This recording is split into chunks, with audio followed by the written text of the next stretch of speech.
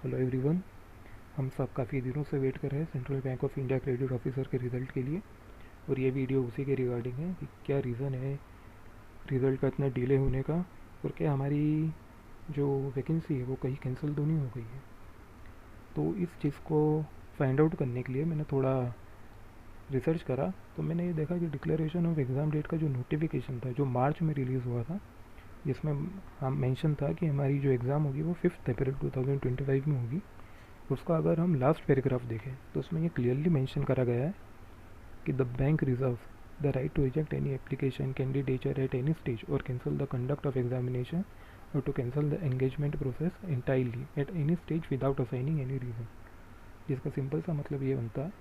कि जो बैंक है वो अपनी मर्ज़ी से कभी भी किसी भी स्टेज पे ये जो प्रोसेस है एग्जामिनेशन का वो कैंसिल कर सकती है,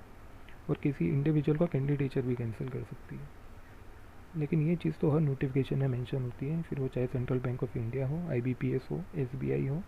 आरबीआई हो या यूपीएससी की एग्ज़ाम हो। लेकिन और पता करने के लिए क्या ऐसा पहले कभी हुआ है कि किसी बैंक ने कोई एग्ज़ाम कैंसिल करी हो, तो 2020 में बैंक ऑफ बड़ौदा ने एक क्रेडिट ऑपरेशन मैनेजर की पोस्ट के लिए जो वैकेंसी थी वो कैंसिल कर दी गई थी। उन्होंने नोटिफिकेशन इशू करा था, रजिस्ट्रेशन भी करवाया था, लेकिन बाद में एग्ज़ाम कंडक्ट नहीं कराई और वो जो वैकेंसी थी वो कैंसिल कर दी गई थी। मैंने ये दोनों डॉक्यूमेंट जो है वो डिस्क्रिप्शन में उनकी लिंक अटैच कर दी, आप जाके देख सकते हैं आपके रेफरेंस के लिए। लेकिन हमारे केस में थोड़ा उल्टा है, क्योंकि हमारी एग्ज़ाम जो है वो कंडक्ट तो हो चुकी है, रिज़ल्ट अभी तक लेकिन कंपाइल नहीं हुआ है, और हमें अभी तक रिज़ल्ट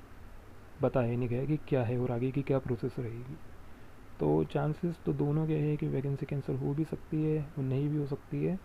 लेकिन अभी तक का देखते हुए कि जो 45 डेज से ज़्यादा हो चुके हैं,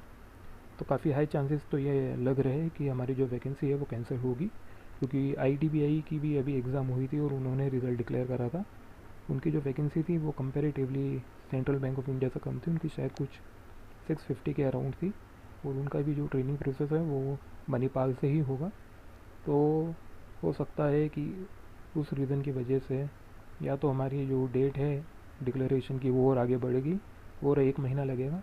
या हमारी कम्प्लीटली जो है वो वैकेंसी कैंसिल हो चुकी है।